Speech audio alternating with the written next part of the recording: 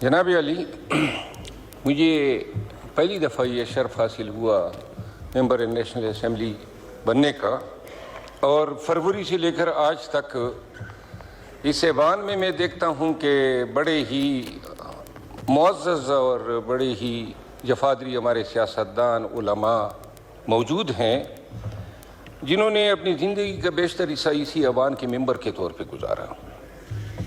یہاں ہمارے اسپیکر صاحب ایاز صادق صاحب، مولانا صاحب تشریف فرما ہیں، اور میرا آج بات کرنے کا مقصد یہ ہے کہ رانا ثناء اللہ صاحب آئے ہوئے ہیں،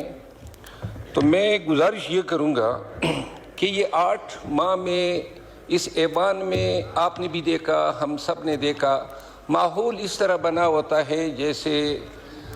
یہ نیشنل اسمبلی نہیں ہے، کئی سوتنیں آپس میں لڑ رہی ہے، ہر وقت تانے، ہر وقت تنقید، کوئی پازیٹیو بات ایک دوسرے کے لیے ہم نے کبھی کہی نہیں۔ پورا ملک جو ہے ایک غیر یقینی صورتحال سے دوچار ہیں، سیاسی انتشار ہیں، اور اگر کوئی اسے انکار کرتا ہے، اور حتیٰ کہ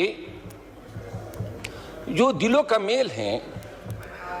اور یہ جو طبیعتوں میں ضد اور انا گھسی ہوئی ہے، باتوں میں مقابلے آئے ہوئے ہیں، اور جہاں یہ ہوتا ہے تو یہ تینوں جیت جاتے ہیں، تعلق اور رشتہ داریاں جو ہیں وہ ہار جاتے ہیں۔ پاکستان تحریک انصاف کے بانی چیئرمین عمران خان پابند سلاسل ہیں،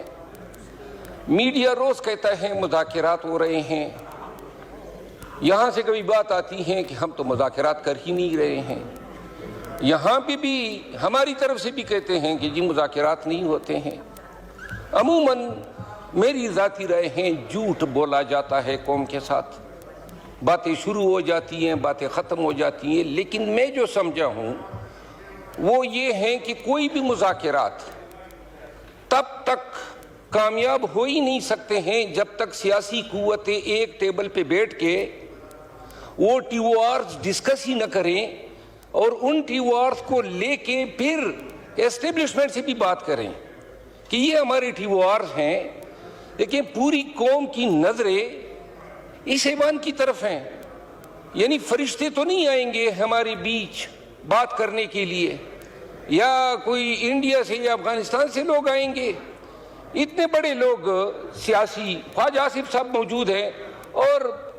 بڑا احترام ہے میرے دل میں، لیکن ان کی زبان بھی آگ اگلتی ہے، اور یہ میں نہیں کہتا ہوں کہ ہم جو ہیں بڑے ہی اس معاملے میں کوئی درگزر کرتے ہیں۔ میں گزارش یہ کرنا چاہتا ہوں کہ 26 نومبر کے واقعات اور سانحات کے بعد، اور یہ میں گلہ کر رہا ہوں، یہ تارڑ صاحب موجود ہیں، وزیر انفارمیشن، لوگ مرے تو یہ پاکستانیوں کا حق ہے، ہم جھوٹ بول سکتے ہیں، لیکن ریاست کے ایک ترجمان کے طور پہ جب آپ بات کریں گے اور اس میں کوئی آمیزش ہوگی، کوئی بھی غلط بیانی ہوتی ہے، آپ سے یہ گلہ ہے، اگر کل کو یہ چیز اصولاً ایڈمٹ ہو جائے، اور اگر 26 نومبر کے واقعات ہو گئے، پاکستانی تھے مرے تھے، تو کیا بگڑ جاتا اگر کشادہ دلی سے کہہ دیتے کہ جی انا للہ و انا الیہ راجعون، اور یہ کہہ دیتے کہ پاکستانی ہیں ان کے لیے دعا کر لیتے ہیں۔ یہ کہاں کا حل ہے کہ آپ کہیں کہ جی ہم ان کے قتل سے انکاری ہے۔ جناب علی، زیادہ وقت نہیں لیتا ہوں، جناب محترم ایاز صادق صاحب موجود نہیں ہیں، ابھی رانا ثناء اللہ صاحب موجود ہیں، کیا ممکن ہے میرے نون کے دوستوں آپ کے لیے، اور محترم پیپل پارٹی کے جو ممبران اسمبلی موجود ہیں، ایم کیو ایم کے بھی، کیا یہ ممکن نہیں ہے کہ ہم اس ایوان کی کوئی کمیٹی بنا دیں، بیٹھ جائیں، کیا غلطیاں ہیں، کیا ہمارے ٹی او آرز ہونے چاہیے، کیا ہماری فکر ہونی چاہیے، اور کیا یہ ہمارا فرض نہیں ہے کہ اس ملک کو اس غیر یقینی صورتحال سے نکالے؟ اگر آج یہ فرض ہم انجام نہیں دیتے ہیں، آج ہم جو ہیں آنکھیں چھپا لیتے ہیں، یہ اسی طرح گزر جائے گا، 1 سال اور گزرے گا، یہ گالم گلوچ، یہ تانے زنی میں، یہ ایک دوسرے کو برا بھلا کہنے میں۔ لیکن ایک چیز، ہم عوام کی عدالت میں اور پھر جب جائیں گے خدا کی عدالت میں، مجرم ضرور ٹھہرائے جائیں گے۔ ایوان نے ہم سب کو منتخب کر کے یہاں پہ بھیجا ہے اس لیے کہ قوم کے مسائل کا ادراک کرو۔ اگر کوئی کہتا ہے کہ راوی چین کی بانسری بجا رہا ہے تو جھوٹ بول رہا ہے۔ سرحدوں پہ ہمارے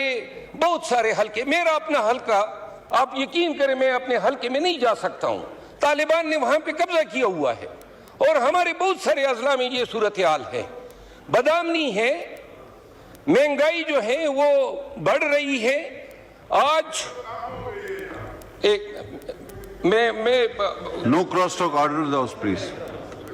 یہ صرف اتنا میں عرض کرتا ہوں، کراس ٹاک آپ کریں گے تو پھر اس سے وقت اور زیادہ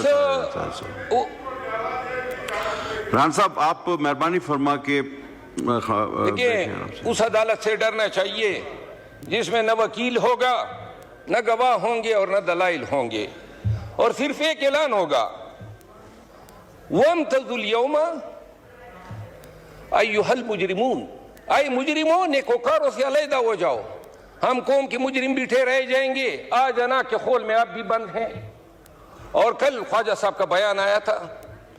کہ جی پی ٹی آئی کو پہل کرنی پڑے گی۔ اگر ملک کی فلاح میں، پاکستان میں یہ جو آگ لگی ہوئی ہے اس پہ پانی ڈالنے کے لیے اگر اپنا انا کے خول سے کوئی نکل سکتے ہیں تو جناب اسپیکر، میں رانا ثناءاللہ صاحب سے ریکویسٹ کرتا ہوں کہ کیا یہ حکومت کا آفیشل موقف بتانا پسند کریں گے کہ کیا وہ یہ چاہتے ہیں کہ اس ایوان کے ذریعے سے ہمارے یعنی پاکستان تحریک انصاف، ہمارے خان نے ایک کمیٹی بنائی ہوئی ہے مذاکرات کے لیے، اور کیا بتانا پسند کریں گے، کیا آپ چاہتے ہیں کہ یہ جو مسئلے ہیں پیپل پارٹی سے مل کے، ایم کیو ایم سے مل کے اور تمام سٹیک ہولڈر جے یو آئی سے مل کے ایک کمیٹی بنا دیں اور وہ کمیٹی بیٹھ جائیں، اور اگر وہ یہ سمجھتے ہیں کہ یہ ٹی او آرز ہیں تو اسٹیبلشمنٹ سے بھی بات کریں، یہ کھری بات ہے، اور اس کے بعد جو ہے ملک کے لیے ان مسائل سے کوئی حل نکال کے دیں۔ بہت شکریہ۔